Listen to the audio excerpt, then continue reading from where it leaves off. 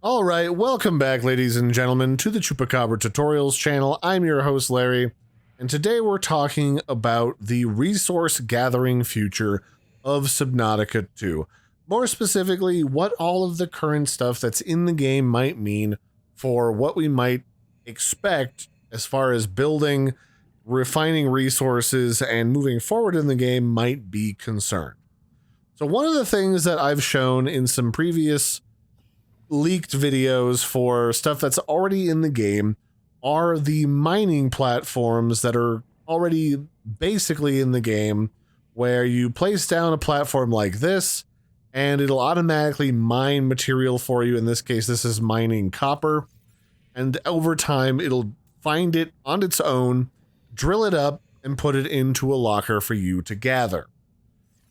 And that is coupled with the fact that you can already build at the end of the first chunk of the early access period for Subnautica 2. You can build the metal farm, which allows you to put anything that's metal or a crystal inside of these devices, and they extract it from the water, since lore-wise, the water here is full of heavy metals, which is what's poisoning the colonists that were here ahead of you, or at least were birthed from the sleeping bays ahead of you.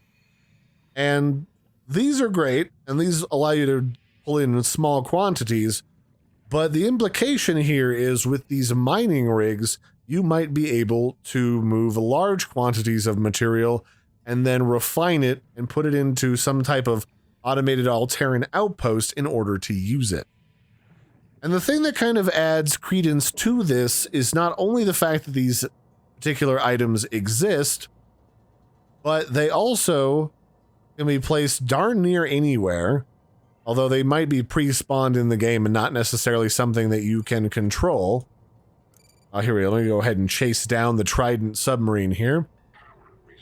But the other sort of clue that we have as to what these will be used for is when you get inside of the Trident submarine, and this is still obviously just a skeleton, so don't pay attention to the fact that it's literally a cube.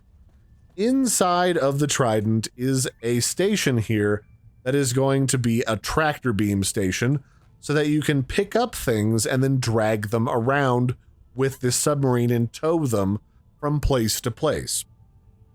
So I could totally see, in the same way that we've already got our, The station will help you locate the geothermal vents and mining sites you need to complete your mission. Use your EMT to align the external scanners on top of the Trident and improve your scanning range. So that's actually another clue right there. We're going to need to find mining stations and thermal vents in repairs of this vessel, but also possibly for other things. And you might be able to use this vehicle and its controls here, because it's got a scanning feature, probably to detect large-scale leviathans, because it's not finding anything else right now. And you'll be able to take this and haul these mining units around using it.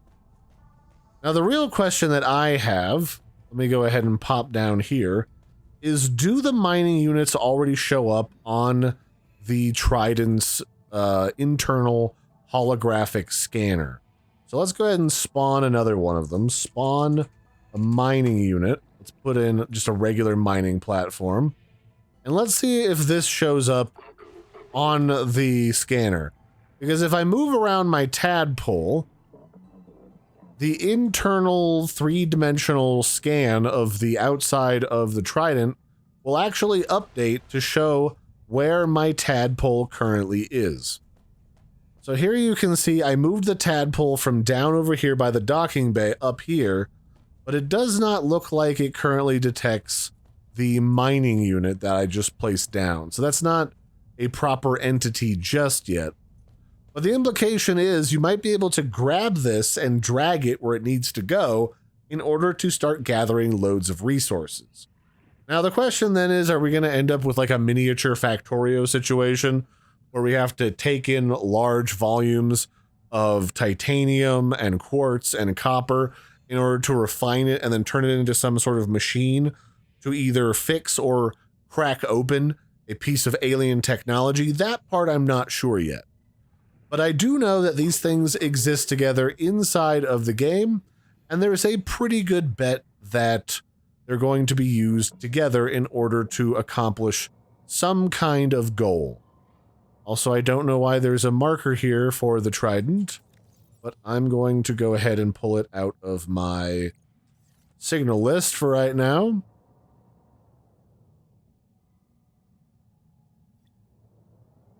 But that's just an example of what I think the future of resource gathering is going to end up looking like, because not only, again, do we have our wonderful metal farms, which you can set up by your base to have an infinite supply of various different types of materials, although there is a limit to how many Axum bacteria you can get right now, so that is going to be limited.